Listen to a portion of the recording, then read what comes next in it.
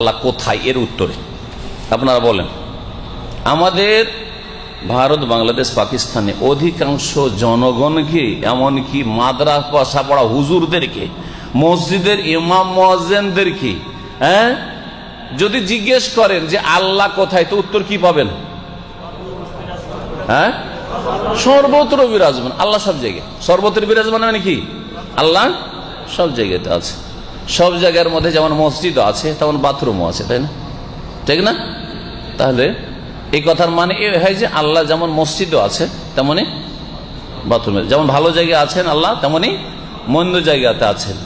আচ্ছা, সর্বত্র বিরাজ মানে আর একটা দিক হচ্ছে আল্লাহ সব জায়গায়, যখন তো যেই জায়গাটা খালি আছে ওইখানেও আছেন, আর যে জায়গাটা আপনার বডি আছে ওই জায়গায় তো আছেন কিনা, কথাটা বুঝেন ভালো করে, যাতে করে আপনার সংশোধন হয়। সেই জন্য একটু ব্রেন লাগিয়ে শোনেন, কারণ আকীদার কথা। আমরা এই যে মসজিদটা আছে, কিছু জায়গায় শূন্য খালি আছে আর কিছু জায়গা ফুল হয়ে আছে, ঠিক কিনা? ফুল কোন জায়গাটা হয়ে আছে? যে জায়গাটাতে আপনার বডিটা আছে আপনাদের, তাই না? এই জায়গাটা ফুল হয়ে আছে। তো এটাও একটা জায়গা যেখানে আপনি ফিল আপ করে রেখেছেন, আর যে জায়গাগুলি খালি আছে সেগুলো জায়গা।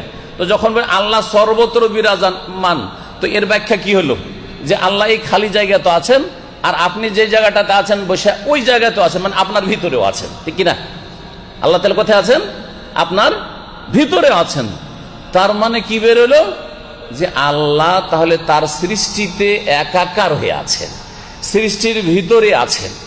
সুতরাং আর এক ভাষাতে যদি বলে, যেমন এক শ্রেণীর কুফরিয়া শিরকি আকীদা পোষণকারী পীরদের আকীদা, যে আল্লাহ মানুষের মধ্যে হুলুল করেন, হুলুলের আকীদা। আল্লাহ পাক রব্বুল আলামিন মানুষের মধ্যে হুলুল করে আছে। হুলুল মানে কি বুঝেন? হুলুল মানে বুঝাই, তাহলে বুঝবেন। এটা পানি না? পানি কি না? কিছু নেই মিশানো, একটু চিনি মিশিয়ে দিলাম, এতে চিনি মিশিয়ে দিলাম, আর 1 মিনিট পরে চিনিটা গলে গেল, ঠিক না? তো এটাকে বলে হুলুল করা। পানি ছিল, তাতে চিনি মিশালাম, চিনিটা পানিতে কি করলো? হুলুল করা। আল্লাহ হুল্লা মানে একাকার হয়ে যাওয়া, বিলীন হয়ে যাওয়া, তাতে একবারে শেষ হয়ে যাওয়া, কিচ্ছু নেই, ওর আর অস্তিত্ব নেই।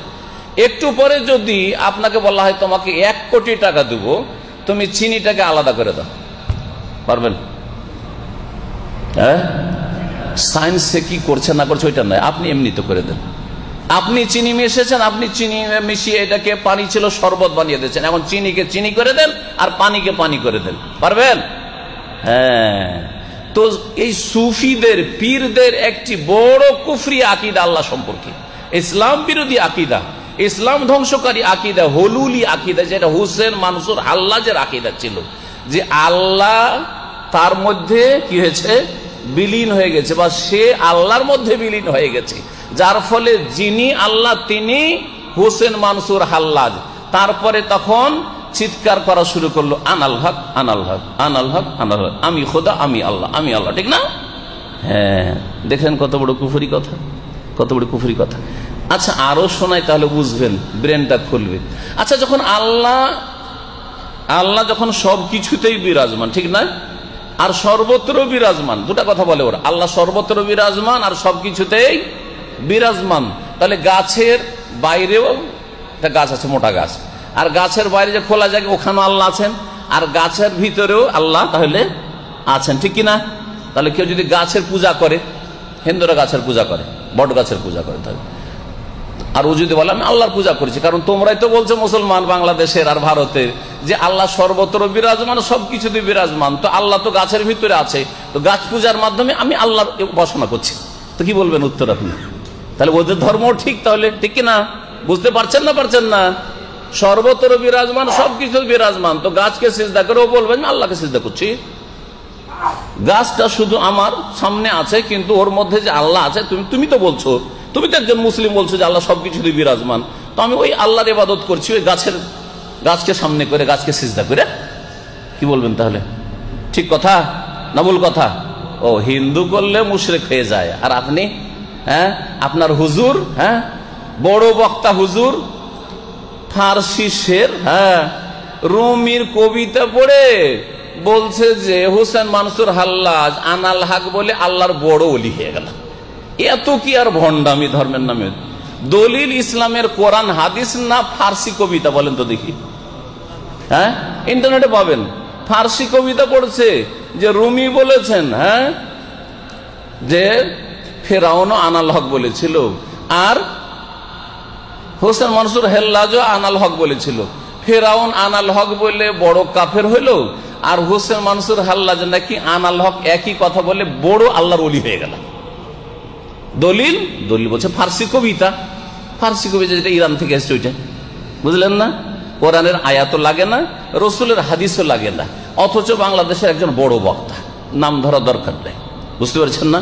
যারা জানতে চাবে জেনে নেবেন। আমার উদ্দেশ্য কারো মানহানি করা নয়, কিন্তু তাদের গুমরাহি থেকে, তাদের খপ্পর থেকে, আর তারা যে জাহান্নামের দিকে নিয়ে যাচ্ছে, তারা যে শিরক কুফরি করিয়ে দিয়ে আপনাকে একবারে চিরকালে জাহান্নামী বানিয়ে দেবে, এই রাস্তা থেকে সতর্ক করছি। আল্লাহ সর্বত্র বিরাজমান, এটা মানুষের কথা, গুমরাহি কথা, মানুষের তৈরি করা কথা। আল্লাহ পাকের কথা কি কোরআনে কারিমে কি আছে? সূরা তাহার শুরু দিকে পড়ে দেখেন, আল্লাহ কি বলছেন? আর রহমানও আলাল আরশে ইস্তাওয়া। রহমান দয়াবান কোথায় আছেন? আলাল আরশে, আরশের ওপরে, ইস্তাওয়া সমুন্নত আছে।